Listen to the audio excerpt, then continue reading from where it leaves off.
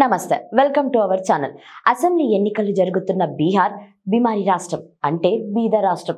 దేశంలో ఏ రాష్ట్రంలో చూసినా బీహార్ కార్మికులే కనిపిస్తారు. అతి తక్కువ వేతనాలు పొందేది కూడా బీహారులే. ప్రజల అమాయకత్వం, నేతల అవకాశవాదం బీహార్ అభివృద్ధి చెందకపోవడానికి కారణంగా కనిపిస్తుంది. నాయకులు కుల రాజకీయాలు చేస్తుంటే ప్రజలు మా కులస్తుడైతే చాలు ఓటేస్తామని దశాబ్దాలుగా రాజీ పడిపోతున్నారు. బీహార్లలో దాదాపు 60% మంది ఓటర్లు సొంత కులం అభ్యర్థులకే ఓట్లేస్తున్నారని సర్వేలు సైతం ఘోషిస్తున్నాయి. వీటన్నిటిని అర్థం చేసుకున్న పార్టీలు ప్రజల్ని చీకట్లో ఉంచి కుల రాజకీయాలతో అధికారం చెలాయిస్తున్నారు. ఇందుకు ఏ ఒక్క పార్టీ అతీతం కాదు. బీహార్ ఎన్నికల్లో పెనువేసుకున్న కుల నేర రాజకీయాలపై సమగ్ర కథనం ఇప్పుడు చూద్దాం. బీహార్ని ఆ రాష్ట్రంలోని వారసత్వ నేర రాజకీయాల్ని వేరు చేసి చూడలేం. ఈసారి ఎన్డీఏ కూటమికి గట్టి పోటీ ఇస్తున్న మహాగఠ్ బంధాన్ని అందరూ ముద్దుగా ఎంవై పార్టీ అని పిలుస్తారు. ఎందుకంటే ఆ పార్టీ ఆధారపడింది ముస్లిం యాదవ్ ఓటర్లపైనే. మహాగఠ్ బంధం బలం 37% కాగా ఇందులో 32% ముస్లిం యాదవ్ ఓటర్లే. కానీ అధికారంలోకి రావాలంటే మహాగఠ్ బంధన్ 45% ఓటర్లు కావాలి. ఈ 8%లో 5% అగ్రవర్ణాలు ఉన్నాయి. అందుకే ఆర్జేడీ తన వ్యూహాన్ని మార్చింది. గత ఎన్నికల్లో 40 టికెట్లను యాదవులకు కేటాయించింది. కానీ వారి జనాభా 15% మాత్రమే. ఈసారి ఈబీసీలకు ఎక్కువ టికెట్లను కేటాయించింది. ఇక కాంగ్రెస్ కు సాంప్రదాయంగా ఎస్సీలు ఎస్టీలు అండగా ఉంటున్నారు. వాళ్ళు కాంగ్రెస్ తో కలిసి వస్తే మహాగఠ్ బంధానికి ఎదురులేదు. ఇక దళితులలో పాష్వాలు, రవిదాస్, మాంజీలు బీహార్ జనాభాలో 13 నుంచి 20% వరకు ఉంటారు. వీరిలో అధిక శాతం ఓటర్లు ఇప్పటికీ కాంగ్రెస్ పైనే మొగ్గు చూపుతున్నారు. ఈబీసీలో కాస్త పట్టున్న కాంగ్రెస్ ఈసారి ఓటర్ల శాతాన్ని పెంచుకొని అధిక స్థానాలు దక్కించుకోవాలని చూస్తుంది. బీహార్లో 2 దశాబ్దాల క్రితం వరకు నక్సలిజం తీవ్ర ప్రభావం చూపింది. గత ఎన్నికల నుంచి వామపక్ష రాజకీయ పార్టీలు పునర్జీవనం పొందాయి. పార్లమెంట్ ఎన్నికల్లో 6వ స్థానం నుంచి సిపిఐ-ఎంఎల్ విజయం సాధించడం ఇందుకు నిదర్శనం. మహాగఠ్ బంధన్లో వామపక్ష పార్టీల చేరిక ఆర్జేడీ కాంగ్రెస్లకు కలిసి వస్తుందని అంచనా.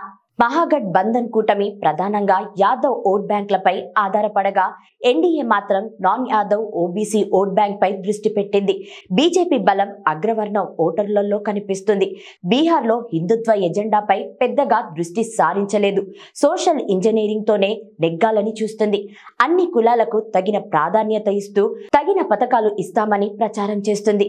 సాంప్రదాయ బ్రాహ్మణులు, రాజ్పూత్లు, భూమిహారులు బీజేపీకి గట్టి మద్దతు ఇస్తున్నారు. కొంతకాలంగా బీజేపీ ఓబీసీ వర్గాలలో కూడా పట్టు సాధించే ప్రయత్నం చేస్తుంది.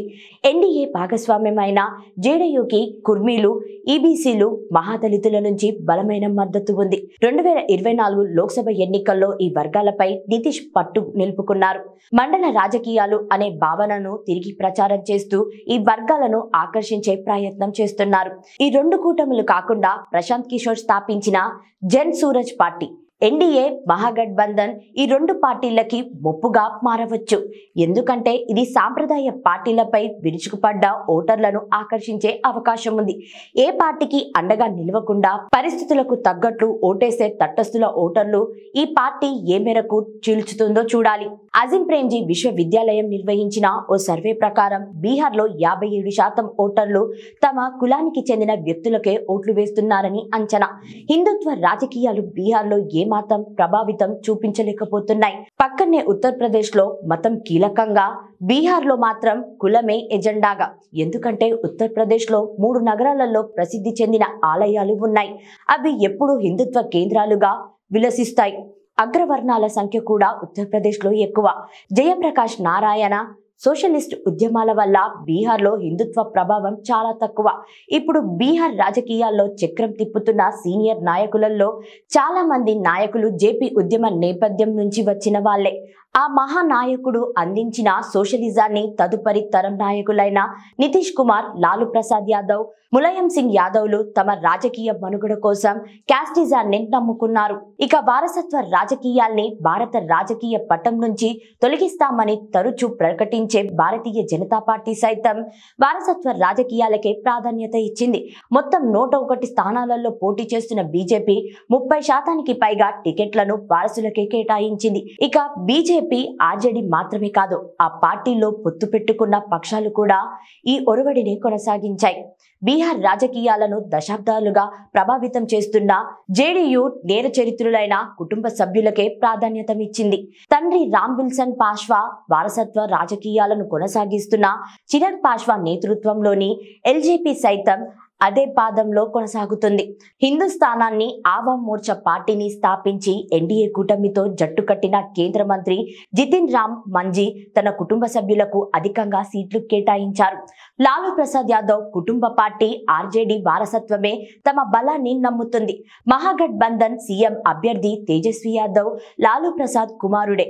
ఇక రాజకీయాలను మారుస్తానని జన్ సూరజ్ పార్టీతో వచ్చిన ప్రశాంత్ కిషోర్ సైతం అదే కుటుంబ రాజకీయాలను నమ్ముతున్నారు. బీహార్లోని ఏ పార్టీ కూడా నైతికంగా వారసత్వ రాజకీయాల మీద విమర్శలు చేసే పరిస్థితి లేదు. 77 ఏళ్లుగా బీహార్ పరిస్థితి ఇలా తయారు కావడానికి వారసత్వం నేర రాజకీయాలే కారణం. ఉన్నత విద్య చదివే విద్యార్థులు చాలా తక్కువ. కాలంతో పాటు మారకపోవడం ప్రభావం చూపుతుంది. ఇక్కడి ప్రజలకు రాజకీయ అవగాహన కూడా చాలా తక్కువ. దాన్ని ఈ పార్టీలు అడ్వాంటేజ్ గా తీసుకుంటున్నాయి. ఒక మామూలు కార్యకర్త ఎన్నికల్లో పోటీ చేసే పరిస్థితులు బీహార్లో లేదు.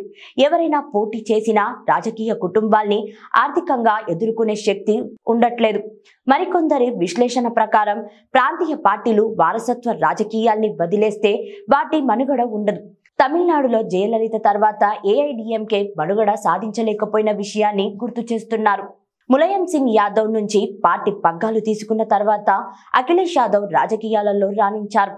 బీహార్లో మాత్రమే కాదు, దేశంలో ఏ పార్టీ కూడా సిద్ధాంతాలు, విధానాలు, రాజ్యాంగ విలువలను గురించి ప్రజలలోకి తీసుకెళ్లడంపై ఆసక్తి చూపట్లేదు. ఈ పరిస్థితి మారాలంటే ప్రజల ఆలోచన మారాల్సిన అవసరం ఉంది. వారసత్వ నేర రాజకీయాలు చేసే పార్టీలను ఓడించి సరికొత్త రాజకీయాలను బాటలు వేస్తేనే బీహారీ పరిస్థితులు మారేది.